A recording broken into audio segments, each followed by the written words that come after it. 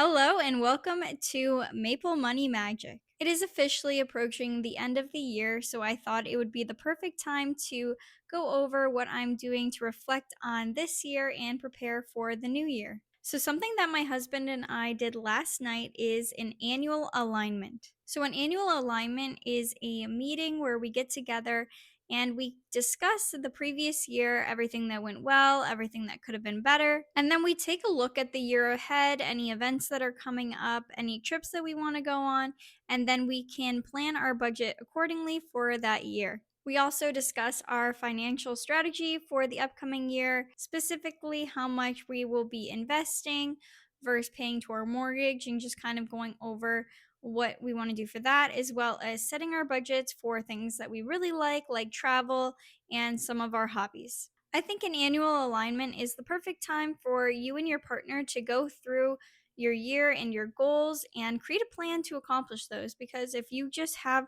goals without any plans of accomplishing them, it can be very hard to do. So I do think that this was a very valuable meeting and we did get a lot out of it, and we're kind of both aligned on what we want to do next year and what we're looking to achieve. Now, as a couple, we do complete weekly alignments, but our yearly alignment lets us really get in depth and kind of map out our year just kind of at a high level. Whereas the weekly ones will be more small details for that specific week. And then obviously, a huge part of our alignment is finances. So we did go over what we're thinking we're going to make for that year. And then also, we reviewed the space that opens in each of the accounts. For example, like your TFSA contribution room is increasing by $7,000 in 2026.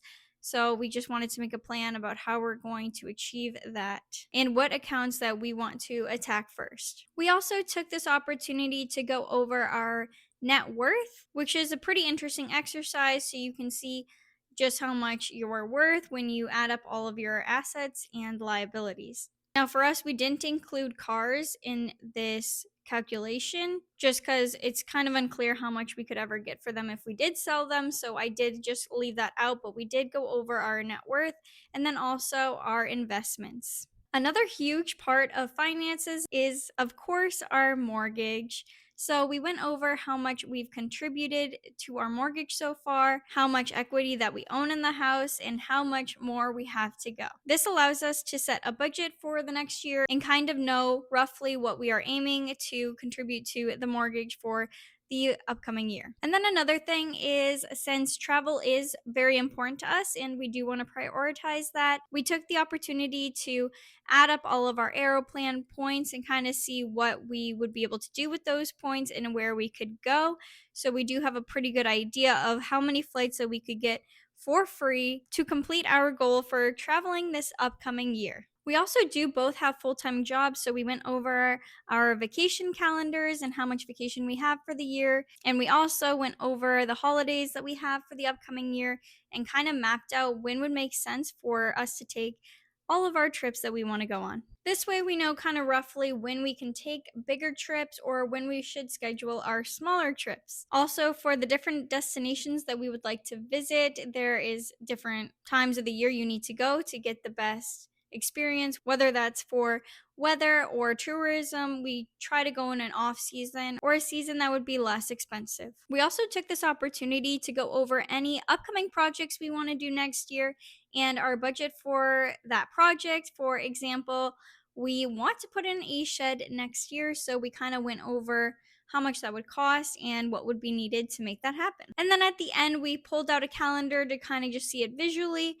and map out our year that way. So it was a really good exercise to just make sure that we're on the same page and that we want the same things this year, and a great opportunity for us to work together to build a plan to make our dreams and goals come true.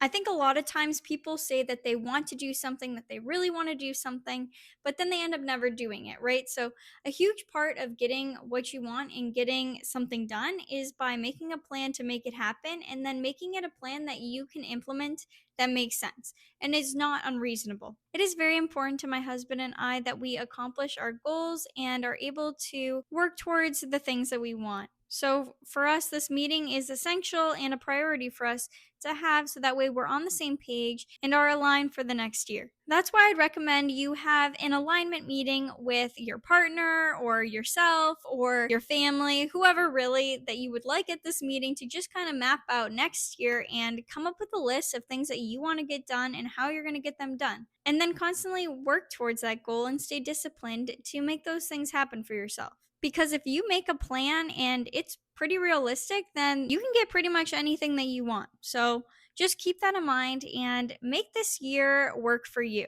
This is one of the best ways that you can set yourself up for success next year. So I'd highly recommend you take this opportunity to just prepare for next year, walk into next year with a clear plan, and have a great year because you deserve it. So I wish you all the best for preparing for next year and see you next time.